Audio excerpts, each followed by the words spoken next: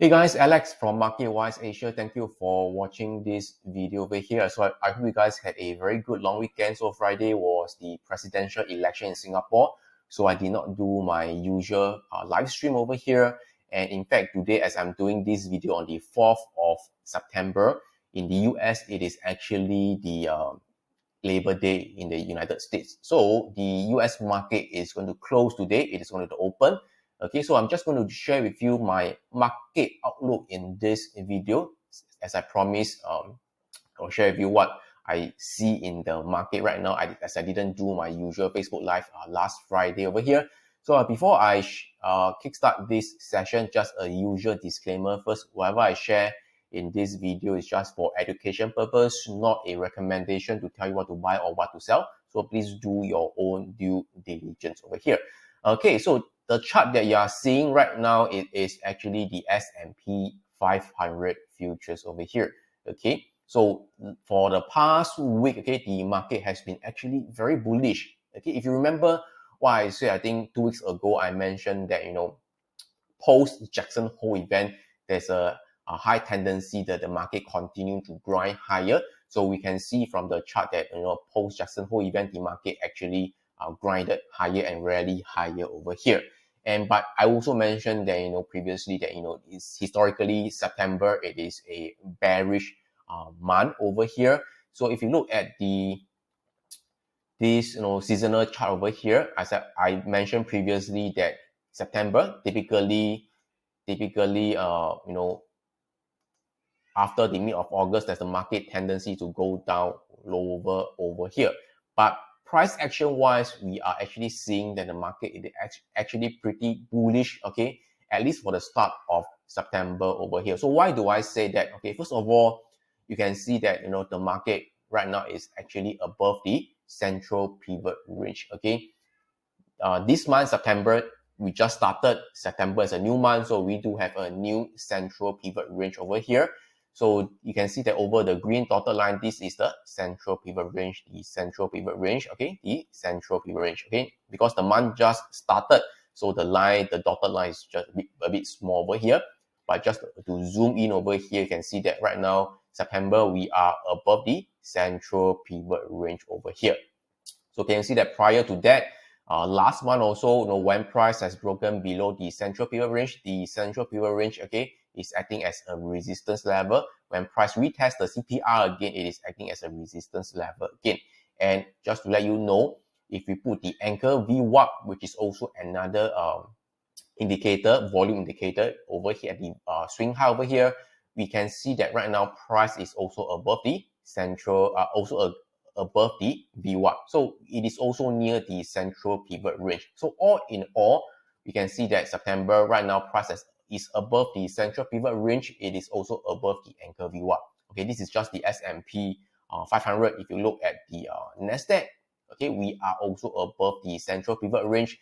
For the Russell 2000, we are just at the central pivot range. For the Dow, we are also at the central pivot range. But if you look at other equal weight index, okay, like the RSP equal weight 500, okay, S&P 500, we are above the central pivot range. All right, QQEW, which is the Nasdaq equal weight, we are also above the central pivot range.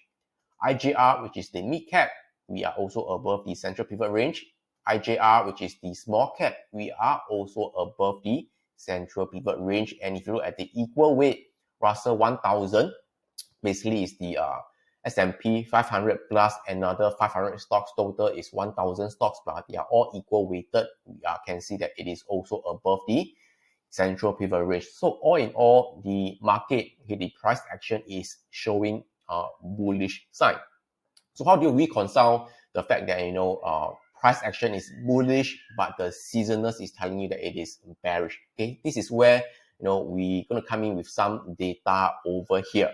So from the Carson research, right, if from January until the end of August, year to date from January to August, okay, if the return it is positive, and if August is actually a negative month, okay, typically, okay, in September, there's a high tendency that September is going to be a positive month. You can see that from 1954, 1, 2, 3, 4, 5, 6, 7, 8 for the past 8 instances, okay, where year-to-date return is positive, August is negative, September there's a tendency that it's going to be positive as well. And also from Carson research over here, if, okay, for the first 7 months, the S&P 500 has generated a return of greater than 15%, okay, and if August is actually a negative month, right, then September, okay, also a very high tendency that it's going to be a positive return over here. And then another research, okay, from Carson research, okay, it is that if January to August, more than 10% return, okay, positive, and August, it is actually negative. September, there's also a high tendency that it is going to be a positive month as well over here. So all in all, you know, based on the price action right now, and also from the Carson research, okay, that could be, okay, a possibility that September, it is going to be positive month as well. So all in all, right now, I'm not so bearish in September, even though prior to that, okay, I keep mentioning that September is historically a bearish month. But you need to understand that, okay, August, okay, in fact, went down quite a bit. There's a pretty good correction in August over here, S&P 500, okay, from the top to the bottom over here. In fact, there's about a 6% correction in the S&P 500.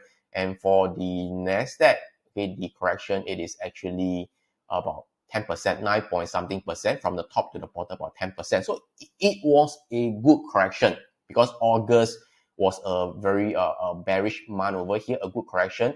And if you look at the previous years over here, okay, of course, in 2022 over here, I'll put a naked chart for the S&P 500. So for in 2022, you can see that September, of course, 2022 was a bear market. You can see that September was actually a negative month over here. But, okay, August was typically a bullish month, okay? Not so bearish lah, okay? I wouldn't say bullish, but not so bearish over here. So you can see that price actually went higher in August. That is in 2022. So how about 2021, where the market, it is still in a bull market? So in 2021, you can also see that in August, okay, in August, which is somewhere around here, okay, the market actually went higher than the correction, okay, and then in September over here, then the market actually came down.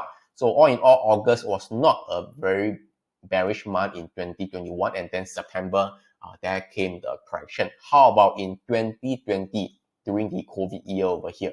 So in 2020 over here, this is in 2020, okay, and then in August, you can see that in 2020, August was also a bullish month over here until came September, it was a bearish month over here. So all in all, you can see that for the past 2 years, 2020, no, for the past 3 years, August was not so bearish, and then September, it is a bearish month over here. But for this year, right, the market was actually, you know, bearish in August, okay, and then there could be a possibility that the market is grinding higher in September also. So as I mentioned, based on the data over here, is August is negative, August is negative, August is negative. There's a tendency for the market to go higher in September. So all in all, I'm going to look for a kind of a long setup in September, not so bearish right now, okay? And but okay, having said that, I just want to give you some cautious, okay, based on my proprietary indicator. There is this red star signal over here, okay, all right, so which means that there's a possibility that the market might have some correction or reversal. Of course, I cannot tell you what is the magnitude of the reversal, but having said that, as we know right now, the market the central pivot range is at about here, which is 4495 based on the S&P 500 futures. Futures numbers 4495, okay, even though there's a star signal reversal, but I expect that, price action will find support at about 4495. Same for the other indices, it is pretty similar as well. And we also have this, candle, okay, this shooting star candle where a lot of amateur traders, they will tend to short when they see this pin bar. All in all, okay, I expect this coming week there's a possibility that price, will have maybe a 1 or 2 or 3 days pullback over here, and then when it found support at the central pivot range, I expect the central pivot range will be a good support area. Let's say if market cannot hold at the central pivot range and come back down lower, then that's the time where I'll be more gravitating towards the bearish side. So all in all, right now price is above the CPR, price action is bullish, okay. I'm more gravitating towards that bias unless price is below the central pivot range. Then I will change my views towards the bearish side over there. Okay, where if price is below the CPR and then there's a rebound back to the CPR, then expect a strong resistance area there. So I hope I'm clear on my so-called my views over here. Again, I could be wrong, okay, so please do your own due diligence. But for the past 1 or 2 weeks or so, I think I've been pretty spot on over here.